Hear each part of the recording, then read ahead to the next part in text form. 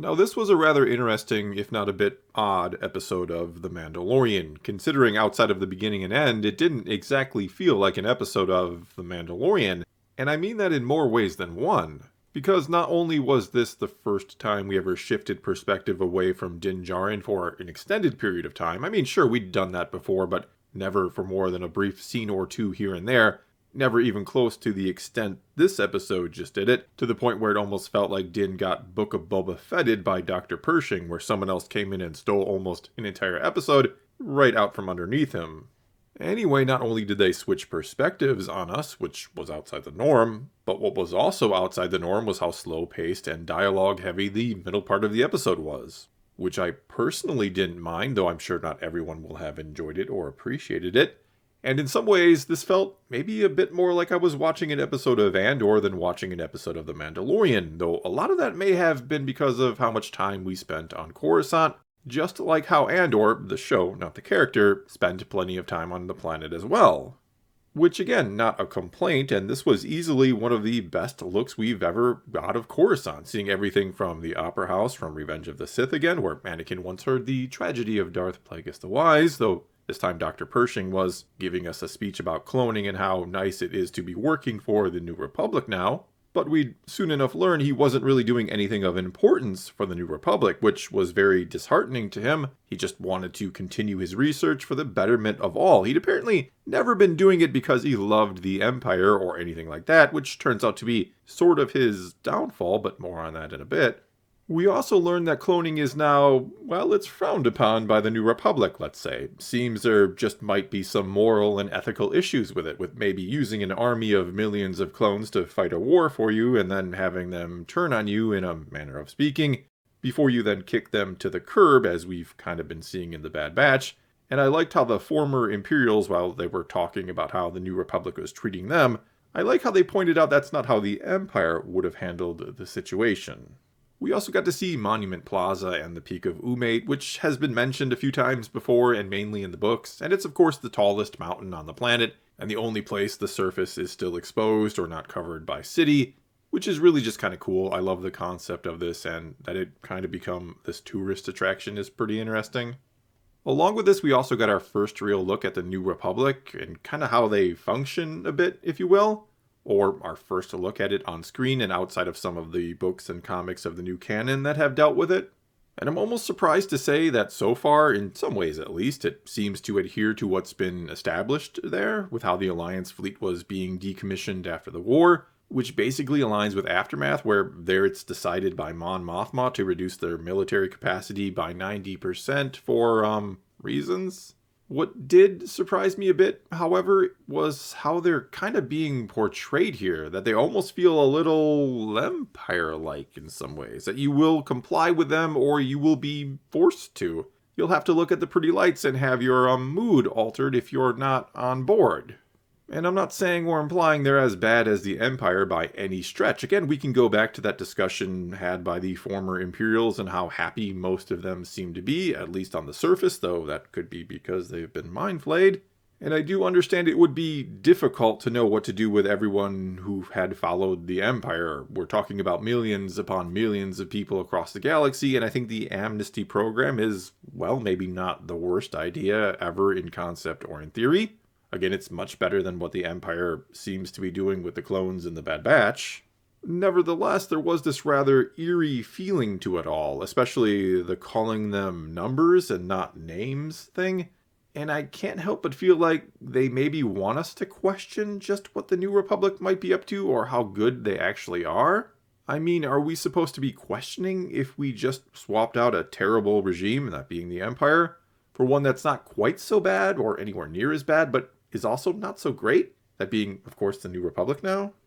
And setting aside if that's a good idea for the story or not, if it makes the struggle of the rebellion and our heroes feel lesser at all, if the New Republic really isn't all it's cracked up to be. Anyway, I'm not so sure if they're going this route in story because we know in 20-some years, assuming this all holds true to the sequel trilogy, which Favreau and Filoni have basically been confirming quite a bit lately, I don't know if this is because the New Republic is kind of going to be blown up in one shot, and they want to somehow establish both why they were so easily defeated, and that maybe it wasn't the worst thing ever, That maybe the next time the New Republic will finally start to get things right.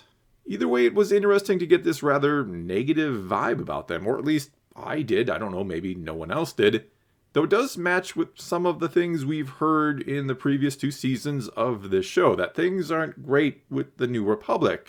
As it was also interesting to hear the perspective of one of the rich guys at the opera who talked about how Rebellion, Empire, New Republic, it's pretty much all the same to him. That he couldn't even tell the difference as long as he kept his head down and his mouth shut, essentially. Though I don't know if that was supposed to be more about rich people are less affected by everything that happened, or if it's supposed to be some type of commentary on the New Republic not being all that different from the Empire, at least for those at the top.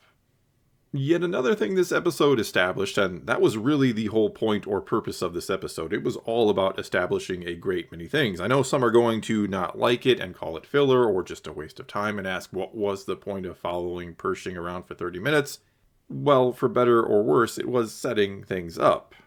Anyway, another thing this episode established was that the Empire is still up to no good, surprise, surprise, and that they might be a little more formidable and far-reaching than initially presented or shown in the first 2 seasons, where all we ever saw was Gideon's light cruiser and a few stormtroopers and TIE fighters causing some problems in the Outer Rim, and nothing resembling a truly large, organized threat, even though we see Captain Teva worrying about there being more going on in the Outer Rim than they realize or want to admit to.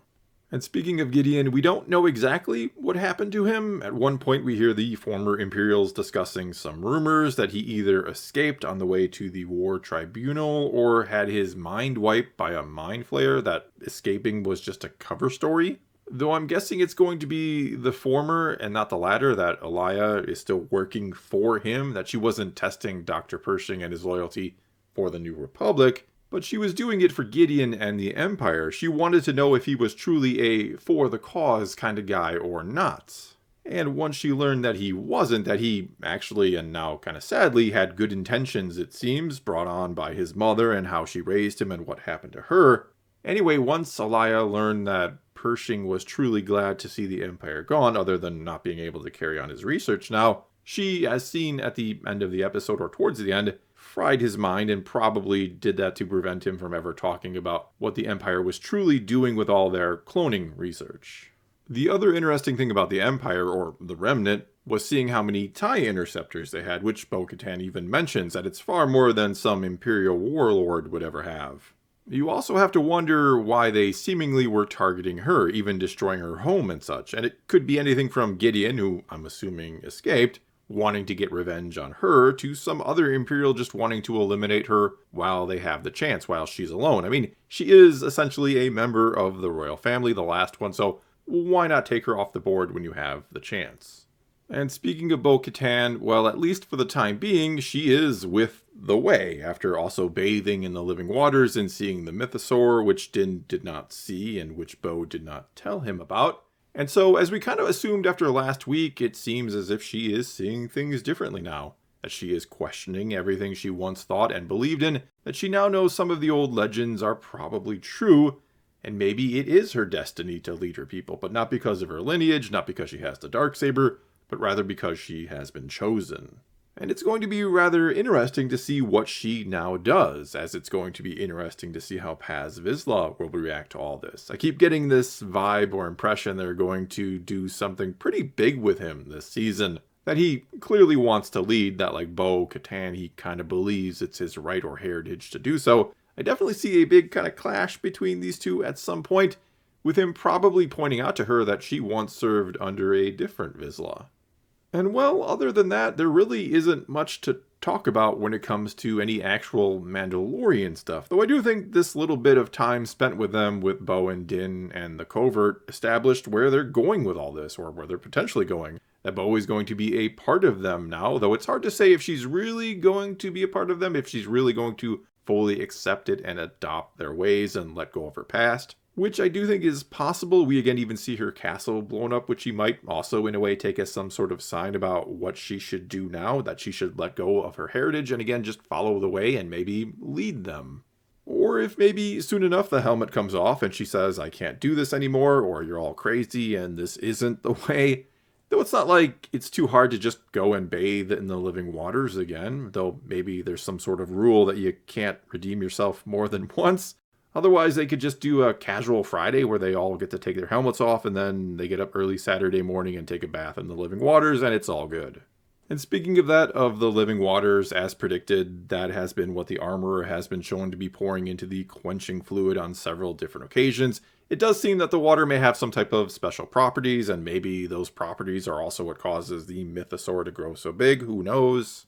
Either way, in summary, I know there are going to be plenty of people who did not like this episode, that will see this as filler or a waste of time, and a part of me will kind of agree with you that this wasn't a great episode of The Mandalorian. This is a departure from what the show has been traditionally. This is, again, the first time we have ever completely gone to somebody else's perspective for a long stretch of time. That said, I would say this was a good episode for the Mandoverse in general, that it was a needed episode for the whole time period. Again, it showed us inside the New Republic. It let us know the Empire is, as expected, a much bigger threat than initially shown to be, that it could be Thrawn behind the scenes pulling the strings, and it also quite possibly set up the future of Mandalore.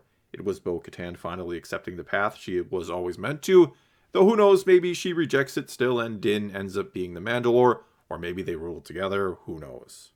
Either way, outside of that chase opening sequence, the opening sequence with the TIEs chasing Bo and then eventually Din comes and saves the day, well, it may not have been the most exciting and action-packed episode otherwise, but again, it felt like something that was needed for that bigger picture. And yeah, you can argue that Mando shouldn't go bigger picture, that it should just focus on him, and it's better that way, that you maybe miss what the show was in Season 1, when it was really just about him and Grogu, but clearly they're setting up much, much more than that for this time period. And this episode, for better or worse, is the result of doing that. Well, that's all I got for you this time. Now it's your turn to take to the comments below and tell me what you thought of this one. Did you enjoy this episode? Did you like kind of a glimpse at the bigger picture? Or did you find it boring for the most part, and do you want to go back to Din and his simple story? Whatever the case may be, leave your comments below and let's talk some Star Wars. And until next time, thanks for watching.